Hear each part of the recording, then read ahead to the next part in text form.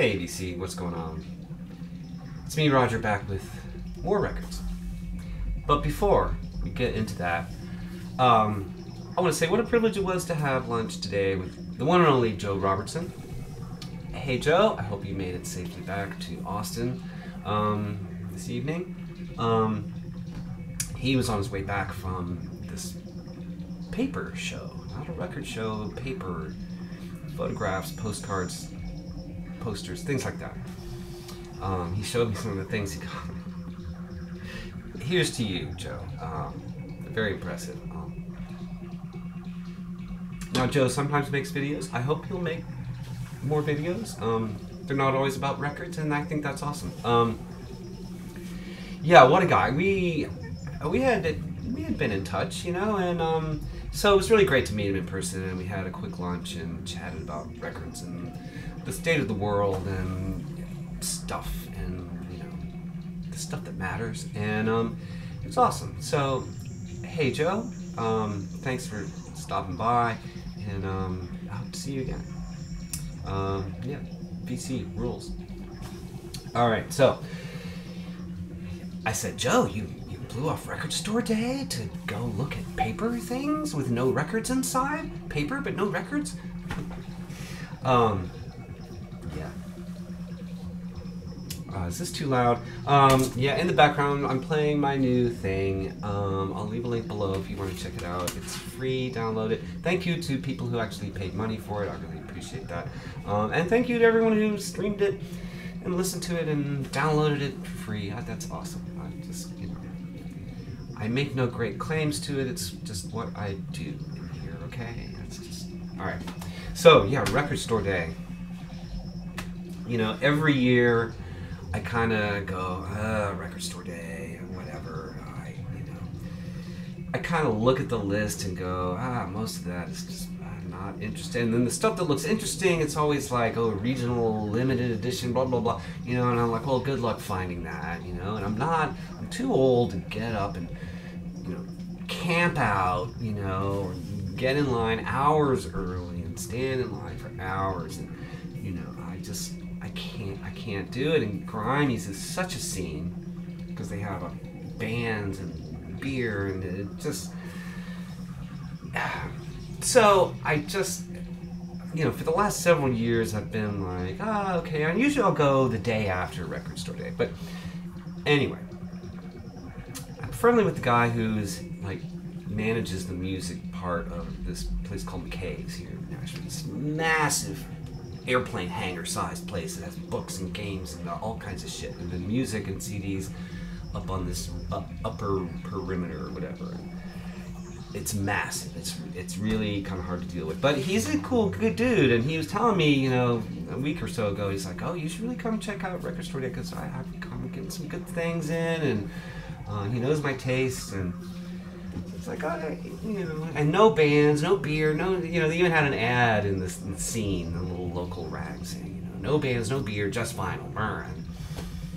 So, and I'm not going to get up and, you know, so I got there like, you know, 10, something like that. First I went to see Kent Hoover's tent sale, and I don't have what I got there. I'll show that in another video. But, and then I went to, so I didn't get to this place till 10:30. They'd been open for an hour and a half. So low key, low expectation, you know, whatever. If I find neat things, I find neat things. If I don't care. You know, I can't, you know. And so much of this stuff is so expensive anyway that, you know, and I get caught up in the rush and I wind up spending too much money anyway. And so, hey, what do you know? I found some things. Okay, so first of all, a couple singles. And I knew I wanted these, and I think these are going to be repressed on black vinyl, but these are the limited edition colored vinyl reissues on Superior Viaduct of the first two Mekon singles. Now, the Mekons, if you're not familiar with them, were one of the first wave of punk bands and British punk bands. They were from Leeds. They might even still be around. I know John Langford's still around. And so anyway, their first single, I've Never Been in a Riot, backed with 32 Weeks, Heart and Soul. And their second single, Where Were You, backed with I'll Have to Dance Then on My Own, double A side. It says this is on like crazy lime green vinyl. I don't know why. They both came out in 1978, and you know, the Mekons were so cool that they were already post-punk while it was still, you know, punk. You know, they were already post-punk. Very cool. I hope, like, and I haven't picked up those fall reissues, but Superior Viaduct does a decent job. I hope they do like more early Mekon stuff, because it's really, really hard to find those early Mekons records. And some of you may be familiar with the run from the 80s, the Sin records. I have all those originals, and those are hard to find now too, and out of print. That's such great stuff. Great. Their interpretation of American country music is just... Now that's my idea of country music, is the Mekons playing country music. All right, here's the Mekons. And, you know, you British country music heads like Headley. Hey, Headley, if you're watching. All right, moving right along. Try not to ramble. Spencer, if you're watching, I'm drinking the good stuff tonight. Anchor Steam, San Francisco beer, one of my very favorite beers of all time. All right, moving on.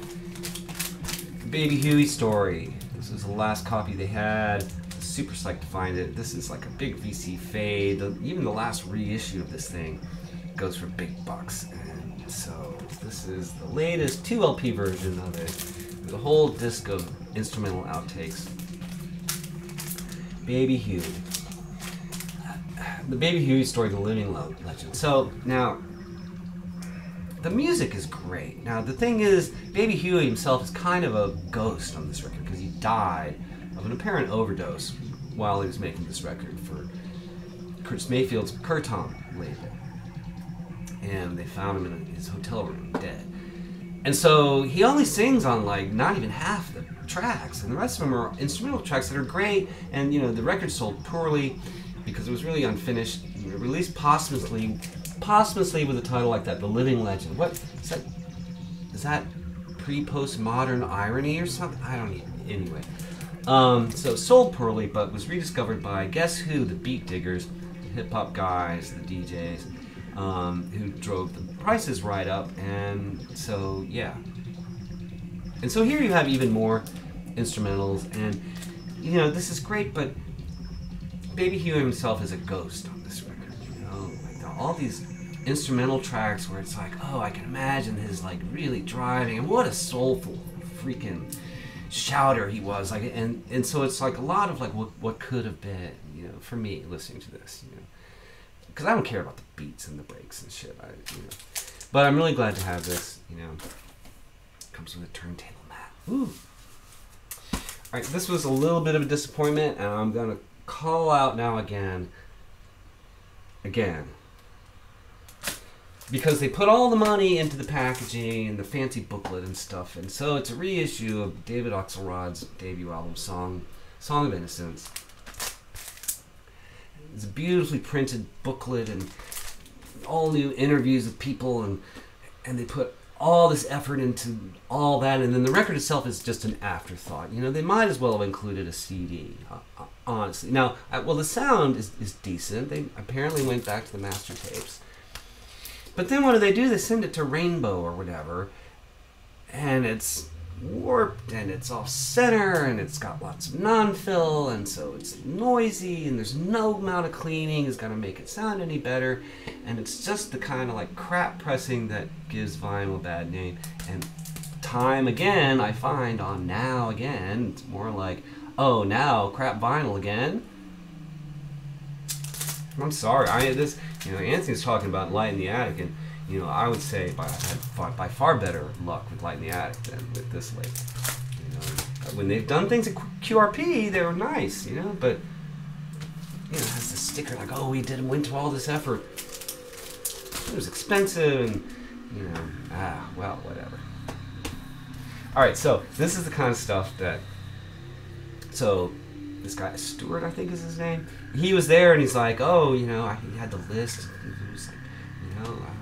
Let me know if you're looking for anything. And so he was like, oh, did you see this? Did you see this? Did you see that? So I'm like, oh, that looks great. That looks great. So Doris Norton, Norton Computer for Peace.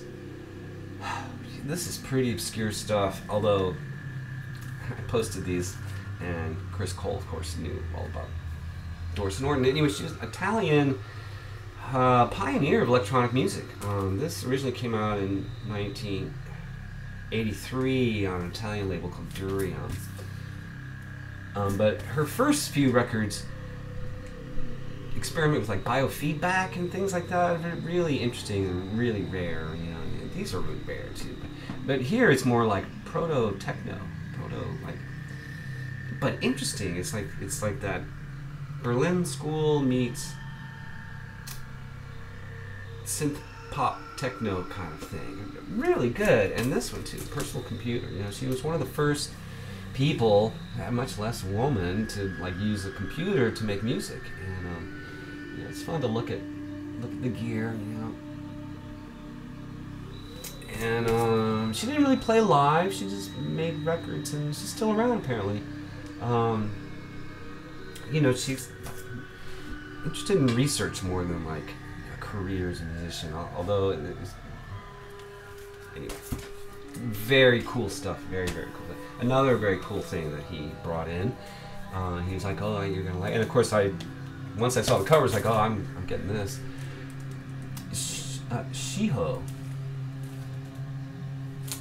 Shiho Yabuki. The body is a message of the universe. Originally released in Japan alright, let's see what the sticker says. Limited edition reissue of a hauntingly dreamy new age electronic ambient music recorded by the mysterious magician Shiho in Japan, 1987. The album features floating and shimmering synthesizer textures with shifting tone colors, bringing the listener to a special magic place. Pressed on clear pink vinyl. Yeah, this is great. I mean, again, we're into the 80s, and she's using a computer to make this, and so if digital offends you, then you're probably not going to like this, although it's beautiful music and very warm sounding to me, you know, for the era, and it is very dreamy, very Japanese, very like not exactly new age music. It's a very Japanese take on electronic music. It's, yeah, gorgeous. Super happy about that. And I didn't even know this was coming out, and I'm a big fan of this label. I guess I'm just not on top of my game.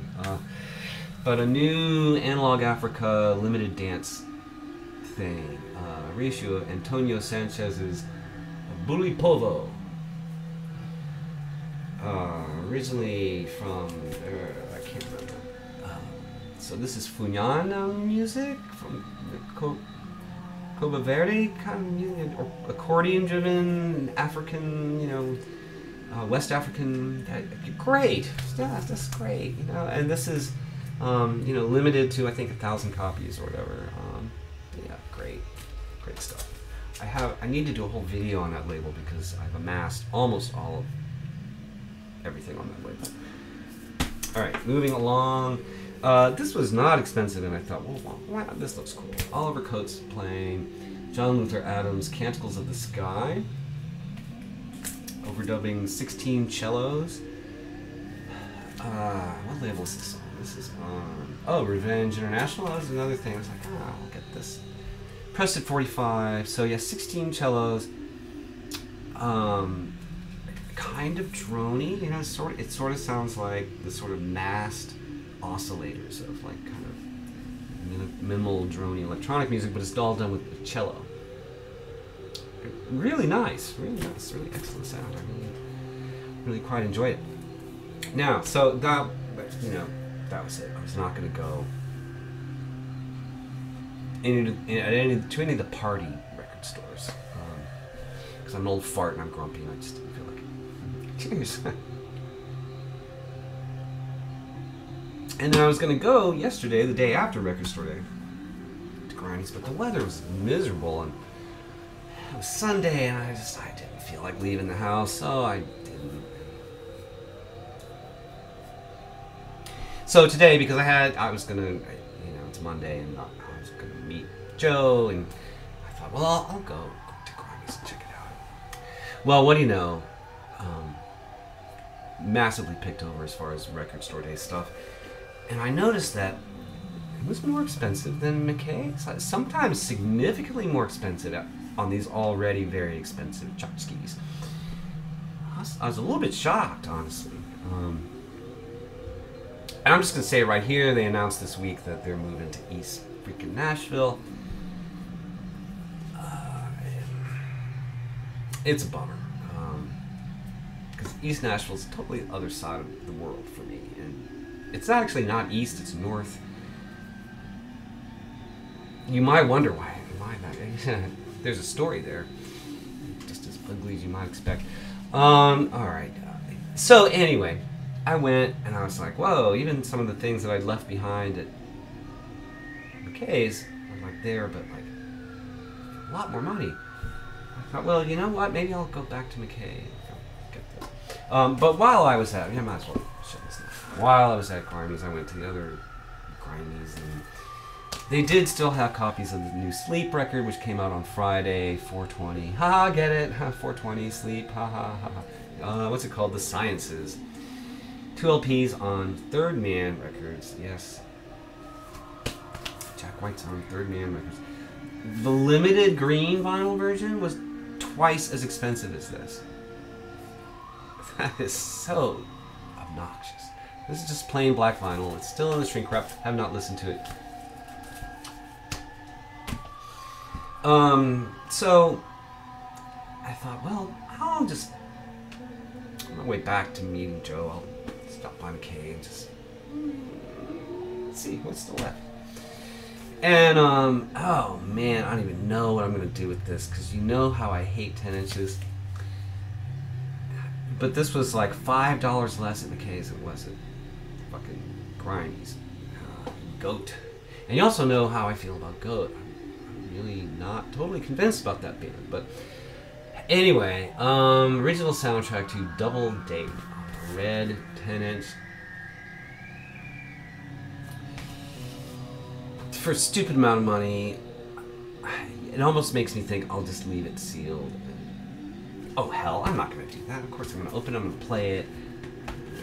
Complain because it's noisy and warped. What can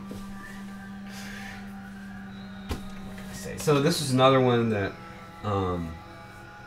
was way less expensive, and I left it behind on Saturday, but was like, they still have it, I'll go get it. I'm really pretty excited to listen to this because it looks so interesting. Laser Pace, I believe, is the name of the band, and the name of the album is Grand Falloon. Originally came out on John Fahey's Tacoma label in sometime the 70s. Apparently one of the most obscure records on the Tacoma label. But it looks like it's not exactly folk music, because there's like bass and mellotron and drums and Fender Rhodes and synthesizers and horns and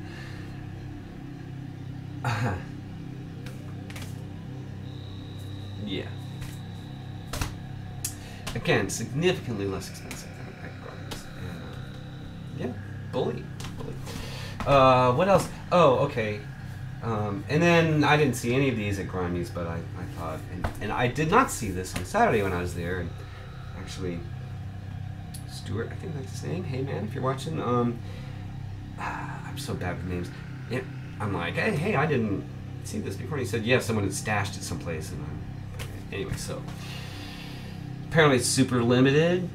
Merzbow with Balzas Pandi, Mats Gustafsson, and Thurston Moore. Cuts out.